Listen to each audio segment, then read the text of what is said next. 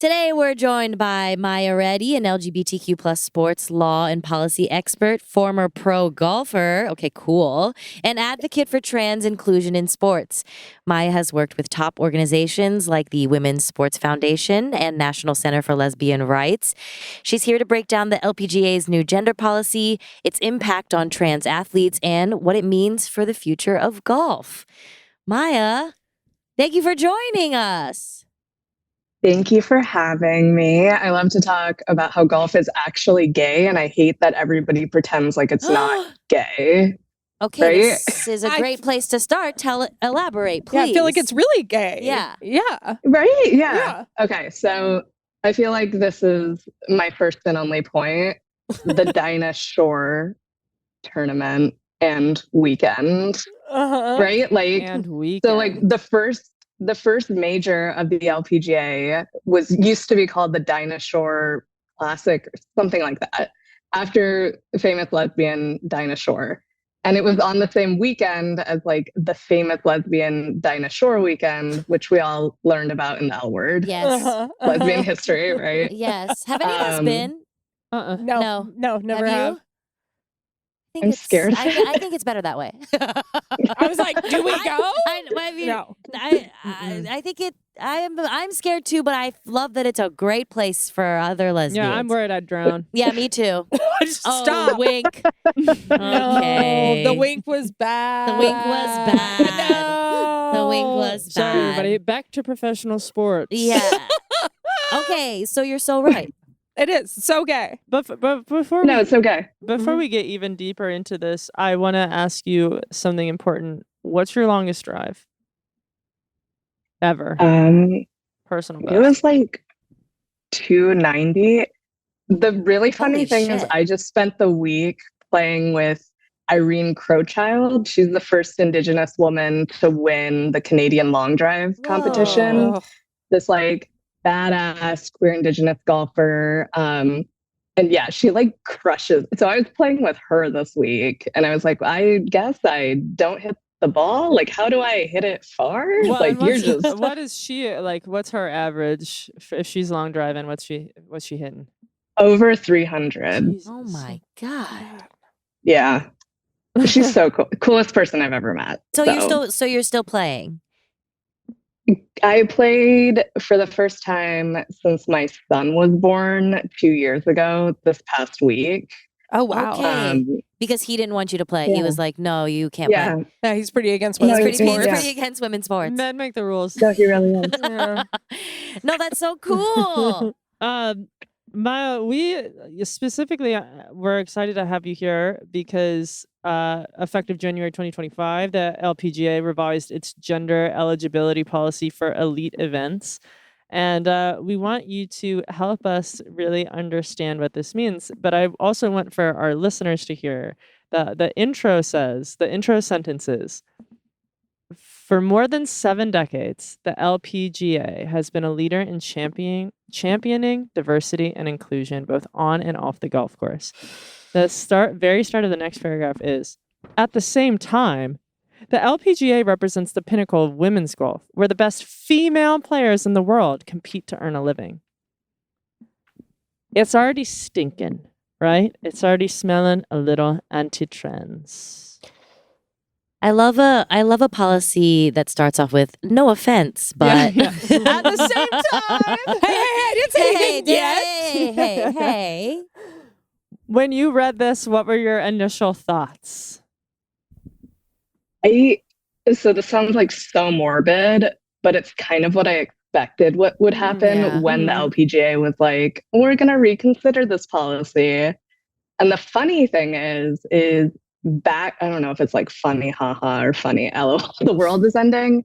But back in 2010, the LPGA actually changed their policy at the time, which had said you can only play on the tour if you were born female at birth, like you're a cis woman essentially.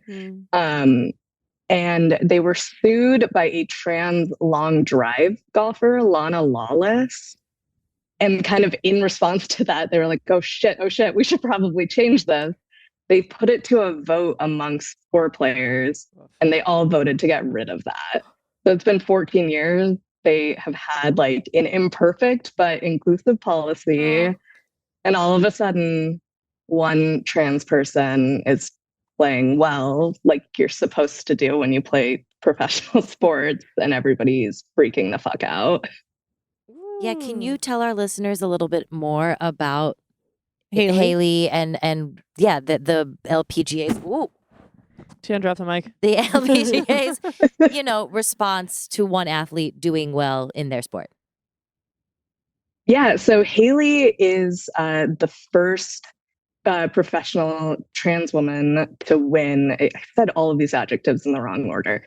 First trans woman to win a professional golf tournament. And she is just a badass, like so much fun, so like insanely hardworking and dedicated to just following her dream, which is already like impossible when you're playing women's sports, let alone women's golf.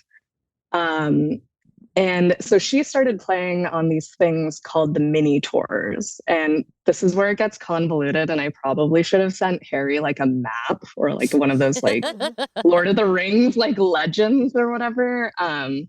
But the hierarchy or like the steps to get to the LPGA is you have the mini tours. So that's like the minor leagues. Okay. Then you go up to what's called the Epson tour, like the printer. That's like the feeder tour into the LPGA. And then you get to the LPGA. So both Haley and myself have played on these mini tours. Just Haley is so much better at golf than I am because she actually plays. Also, I'm just not that good at golf. But she has won a bunch of times on one of the mini tours based in Florida, the next tour.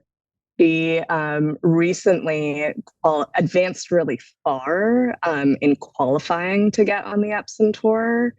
And that's when the LPGA was like, oh no, like, help, somebody is coming to get us.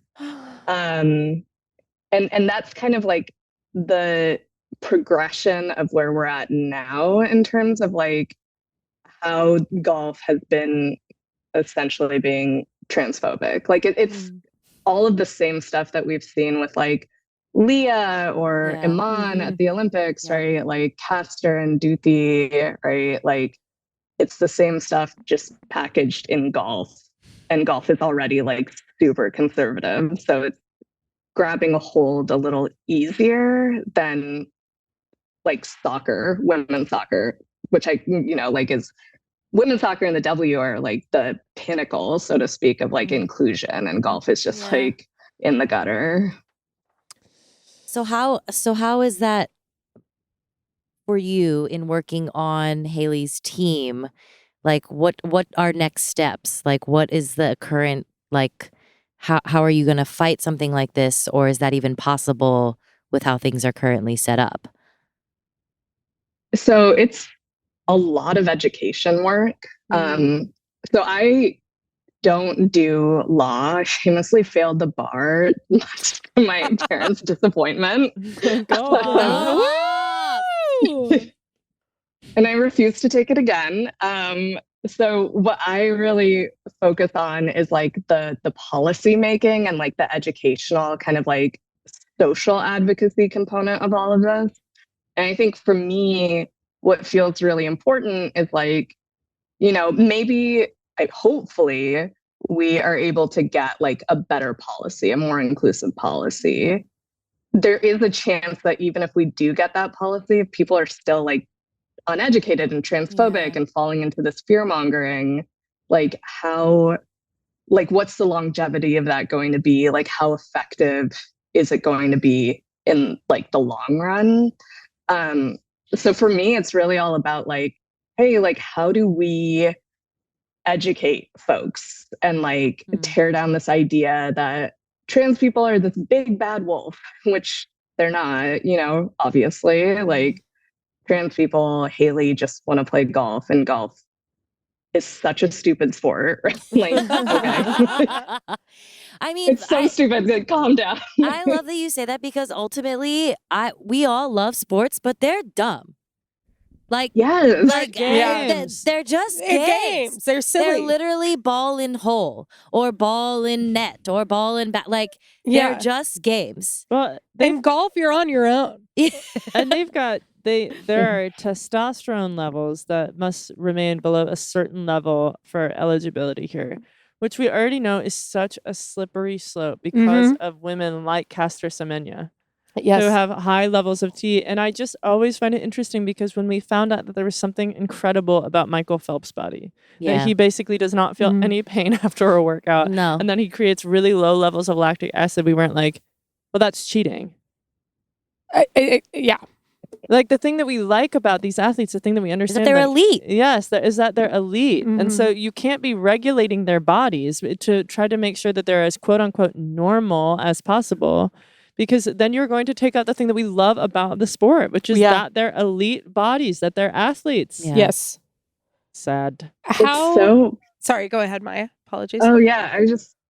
It's so funny because when you think about all of these stupid, like, quote unquote, scientific arguments, which are just red herrings and, like you were saying, slippery slopes, though at the end of the day, what they're doing is comparing average male capacity to average female capacity, and that's like basically assumes that men are always going to be better or like more adept, right? Like, so then if we're applying that to like jobs, right? Like, you know, somebody's working in corporate America, then like we're not allowed to assume that men are like going to be better at something just because they're men. So why are we doing that in this context? And we did recently do it with chess. Chess was the one that I was like, you guys have got to be fucking kidding me. Where they banned trans women from playing with cis women in chess. And I was like, so now it's not even about your understanding that assigned male at birth people are better at sports. They're better at everything. It's brain. Yeah, it's brain. It's brain. How are Haley's peers responding to this? Because that does create so much change, just seeing the golfers or the teammates, the players that we love supporting those people. Yeah. So I think that's the tough part. And I experienced this a lot when I was playing. There's a lot of pressure to fit into this very specific image of femininity in order to get financial support when you're playing. So like there's this like golf girly aesthetic that's like hyper feminine, like very much like fitness influencer, like babe of whatever the Instagram herbal tea thing. And so there was a lot, and there still is a lot of pressure to fit into that in order to get sponsors.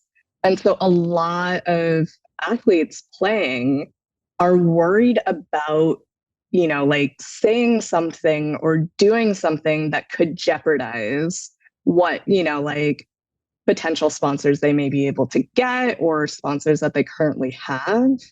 And so like to a certain extent, I have empathy for that because it's like they're playing for their livelihood. It's so expensive, right? Like there is that financial kind of pressure.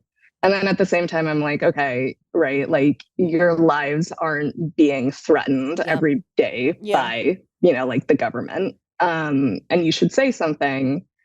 That being said, there are a few players who, like, even if they're not outspoken right now, are like curious and wanting to learn how to be more supportive. And so I think that's like great. There are a few players that are outspoken. Lindley Oy is one of those players. She played at Cal State Fullerton and is now playing professionally in Australia. And she's also queer. And then there's another athlete in Florida. Everybody's in Florida for golf. It sucks. But Also Australian, Sarah Kemp. She's a LPGA Tour veteran and actually voted in the 2010 kind of vote on that policy. But it's like two people, Ugh. and who are being vocal about it. And that, I don't know, that's the part that pisses me off because I'm like, just do the right thing, Yes. right? Like Yeah. it doesn't just do the right thing. Yeah, your golf career is like years if you're lucky. Your integrity is your whole life. Mm-hmm. I wish people could be braver. Yeah, I mean, I think we see the faster movement in those team-based sports. And yeah, it's hard to if you're a young player, you have sponsorship deals. I understand the difficulty there. But what helps that change is when the people and the members come together. It's so true. You're right. It's the team-based sports. Like I really don't know golf that well. Like if you are a part of the same brand, do you have any sort of team camaraderie or no? Is it very like individualized? Like is Haley a part of like a brand and like these are all the Titleist girlies? I Okay, don't go on. Titleist.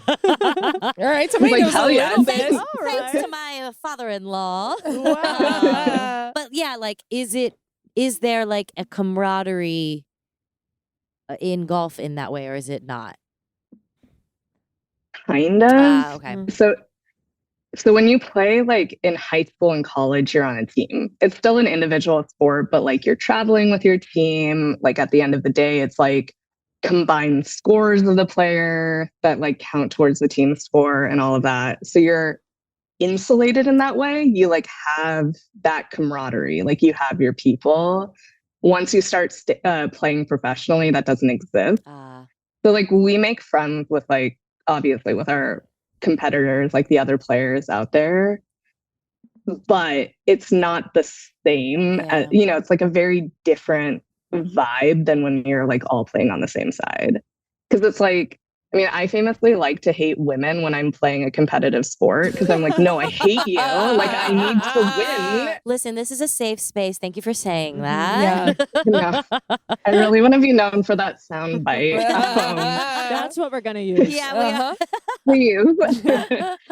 But yeah, I think that's like the tough piece. And then, like everybody is so, like, we're so protective over what little opportunities we're getting that, there isn't space for all of us, even if there is space for all of us. Right. And golf they're trying to institute more team formats, like do mixed events. I think they've pitched to the IOC to do a mixed competition in the 28 Olympics,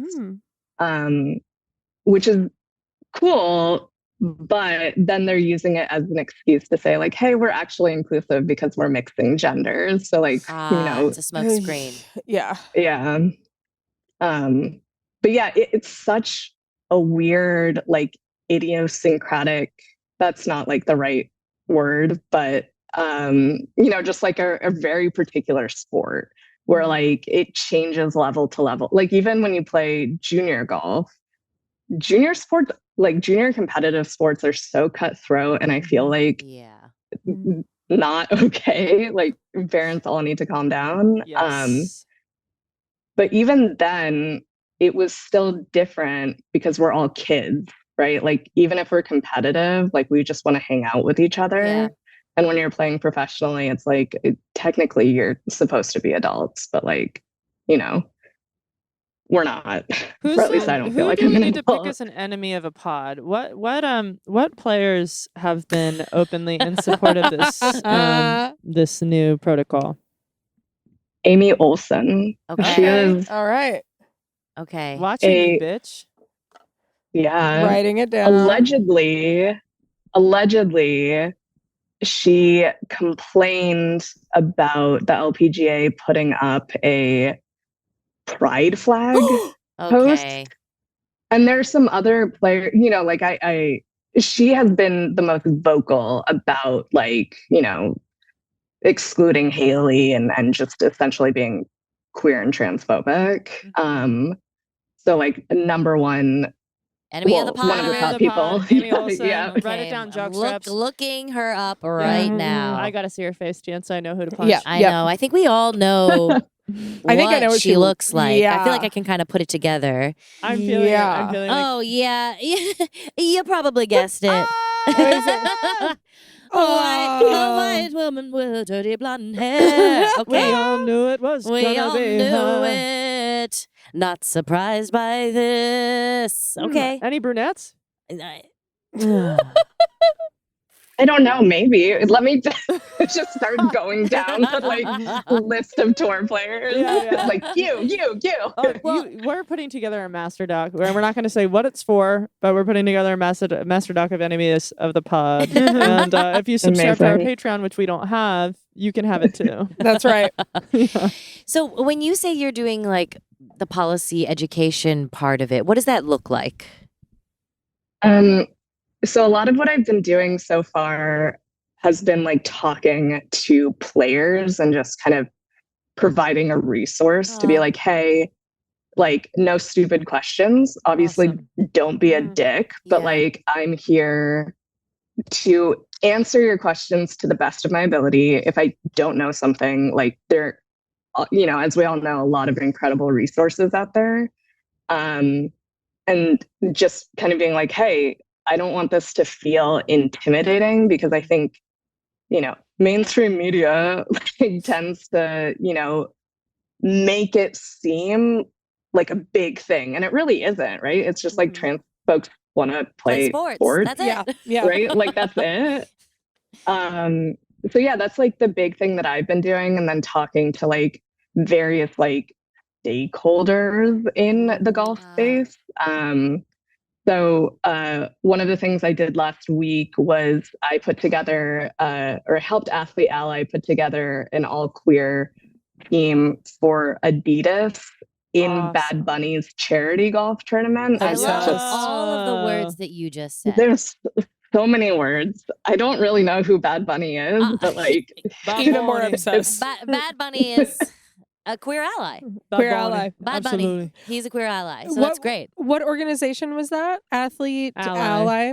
Athlete Ally. Yeah, they're absolutely wonderful and have been doing like this work for a really, really long time. But yeah, that was like one of the, you know, like adding visibility. There were a lot of folks from, you know, like Adidas, from Extra Butter. I don't know exactly what Extra Butter is. I guess they do like streetwear stuff in New York and some youth golf stuff.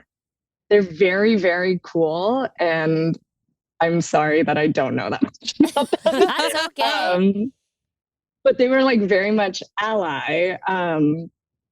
And then I've been talking to some other kind of like manufacturing groups in the golf space, just along with, you know, Irene, the long driver I mentioned, Lindley, other like out queer golfers who have the capacity to be like, listen to our voices. And people have been very receptive. It's just like, I'm glad you're listening and holding space for this, but are you actually going to like put it into practice, or are you just going to like pat yourselves on the back type of thing? Yeah. What is your response? And I know it's like an ugly question. Honestly, it makes me kind of sick to my stomach to ask, but the question that I feel like comes up the most for people that are well-intentioned and poorly intentioned is like, that there is this biological essentialist argument that people that are born male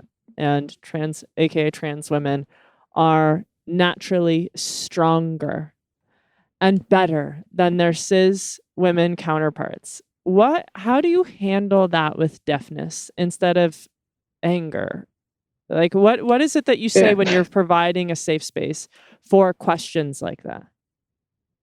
Yeah, so I focus on my sport, so golf. And I think it's always so important to remember that every sport has its own kind of quirk, and like what we do in each sport, what gives us the quote unquote advantage in each sport is different.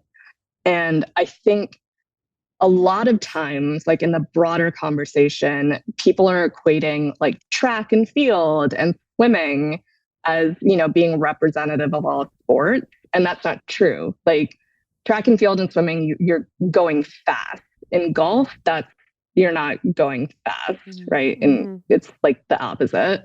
And so I try to focus on the fact that there is no definitive advantage that strength gives you in this sport. Like you can hit the ball super far and that absolutely helps. But if you can't like make the putt or like finish around the green, then like that doesn't really do you anything. And I always try to point out that when you look, I like to throw stats back at people because I'm Asian. I don't know. But if you look at the average driving distance on the LPGA, the number one ranked player, I think she's at an average of 290 in competition rounds. She hasn't won an event this year or this season. Whoa, that's a great stat. And then when you look at Nelly Korda, who's world number one, she broke like a ton of records this year, I think with 7 wins. I don't remember the exact kind of record, but she has won a shit ton.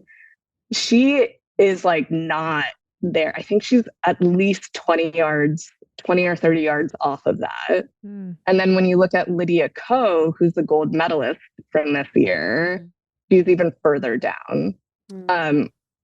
So I always like to be like, hey guys, like you keep making up this shit about like strength and how it's like the be all end all, but it isn't. Yeah, you're like, let me show you the actual things that are happening in the sport that you are obsessed with protecting. That's some tasty. That's really wonderful. That's really, really great. I feel like it's just a great way to dispel and disarm these like the fear mongering. I have a question now that's just like for my personal, like I have like a kink disorder. What's the weightlifting that you do for golf that helps the most? Oh my God, I love to do Olympic weightlifting. What does that mean? Yes. Oh, this is so gay. I actually have like I live in a forest fort walk up. This is probably dangerous, but I have like a squat rack set up on my deck. And so I have like bumper plates and like a bar and like all of that shit. So it's a lot. But yeah, I love Olympic weightlifting because it's all technique based. And so that just fits my golf mind. And then like the mechanics of weightlifting is like being explosive through your hip. And I'm not always a top. So like it's really not intuitive to me to use my hips well. But that's kind of the piece that has been like so helpful for me. It's just like kind of knowing how to be explosive translates really well to like the golf swing. It's just on a different plane, like axis plane. Okay. It's fascinating. Let's talk numbers. What are you throwing down on the squat rack? Oh my God. No, I have no idea. You do not. I have a different question. You do not have to answer this if you do not want to. They just don't want me to have pervert minute with guests. No, This you do not have to answer this. You do not have to answer. I'm being kink shamed. She did not consent to this. Maya, after you stop recording, you can be honest. So this goes back to really the beginning, but looking at the testosterone levels, who is being tested? Who is paying for it? Does the golfer pay for their tests every time? Because blood work's expensive. And I don't think insurance is paying each time this needs to be done. Yeah. Well, and then also I feel like the even bigger part of all of this is that there is a large chance that kids / all trans folks are not going to be able to access gender affirming care soon, right? Like, and all of these policies hinge on a young person accessing gender affirming care and like proving that by like a certain point. So with this new LPGA policy, essentially you can't have gone through any stage of male puberty. basically like if you have gone through any stage of puberty past age 12 and past Tanner stage 2, then you're ineligible to play on the LPGA. And I mean, they keep saying that they've like consulted all of these experts and everything, but they haven't. Yeah, who are they they refuse to consulting on that? disclose. Yeah, they haven't disclosed, and like they seemingly are refusing to disclose. So Okay, somebody's RFK Jr.'s doctor. Yeah, I was about to say like the worm in his brain. Someone's uncle's chiropractor. I find that iconic. I've been talking to experts who I don't know. I can't disclose. I can't disclose. It's definitely not the worm. They want to remain anonymous. It's true. Protect their identity. Oh God! Wow. But yeah, it doesn't make sense because there was a recent study that the IOC actually commissioned. Can't remember the name of the institute, but it's a British institute that didn't find any kind of like advantage between trans women and cis women. It was like it's not like the most robust study because like there aren't that many studies that, you know, like we're very much at the beginning of all of that. But it found a lot of what we know to be true, right? Like there isn't this like huge ass like boogeyman like advantage that exists because of these certain levels. Yes. And also it's like the policy doesn't say who's going to pay for anything, right? Like the burden is on the athlete. Like every player on tour isn't subject to submitting this information, which is like and then like, you know, in the case of like Castor and Duthie, right? And so many other intersex athletes, there's like a really huge possibility that a policy like this is going to not only out folks, like out trans folks, but also like detrimentally and like horribly implicate intersex folks because many folks don't know they have intersex traits until, you know, like a chromosomal test, right? Like there's so many different sex variations. And so the medicalization, the science piece of this feels without any guardrails is super scary. And something that the IOC actually was like, this is like not good. You guys should stop doing that. The IOC said that? Shocking. Yeah. So in 2013, the IOC came out with this framework on fairness and inclusion. And part of it like punted back to like the international sports governing bodies to figure out their own trans policy, their own gender policy. But the framework was basically like, we must protect equality, we must protect bodily autonomy, we must protect privacy, like, and essentially it was like, you cannot subject individuals to like this invasive sex testing that you've been doing before. Like it has to be, you know, like not that, you know, it essentially was like, don't be shitty people and like pull people's pants down in public and be like, are you like, and so that's existed for at least a few years now. And yet you still have something like the LPGA's policy or other policies that you see coming up that leave kind of a gap for there to be some sort of sex testing that would, I don't know, violate that, I guess. So IOC was like, okay, states' rights. Like, you guys can do whatever you want. Just figure it out. But we want it to be not too bad. Who is the most? I mean, who is the most powerful governing like sports body? Is it the IOC? Is it the IOC? Is it the IOC? Is it the IOC? I think so. I don't know. Well, do I look like a lawyer? I'm not. You didn't pass the bar. I'm so sorry. I didn't. I'm not. Well, Maya, that is no, but you do throw the bar above your head, and we're gonna want to know what your overhead press is. We fight. Yeah, and we have one. We do have one question before you go. Yes, and it's a question we ask every guest. Are you familiar with the sport of power slapping? Yes. Who would you oh my God. like to be power slapped by? Oh man. And you can dream big or local, Or you know, short? just, yeah. You can be a short person. Yeah. I feel like I have 3 options. Oh, Let's shit. go. Whoa. Let's Okay. go. So I would go Aubrey Plaza. Oh, Incredible yeah. choice. Good choice. Aubrey Plaza in the White Catherine Lotus. Hahn. Yeah. No. Catherine Hahn. Aubrey Plaza in Agatha All Along or Ingrid Goes West. Okay, Okay. I love Mhm. this. Catherine Hahn for Miss Fletcher and Agatha All Along. Beautiful. Hey! Let's go. Fletcher, shout out. Miss Fletcher. And then Ilona Maher for obvious reasons. Wow. These are okay. good. These are good picks. You're gonna get beat up by a bunch of hot femmes, huh? Yeah. I know. I'm not really horny. I don't know what you're talking about. I haven't thought about this Some a lot. a triplet of Us like neither. hot brooding femmes. Yeah. I know.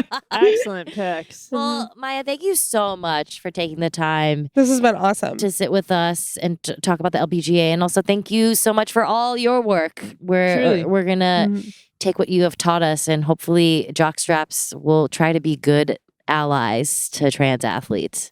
And you can I DM me your will- stats if you want to. Yeah, I'll DM your stats. And Tien, when you're in this side of the country, Yes, we'll get ice cream fuck yeah. and I will teach you how to golf.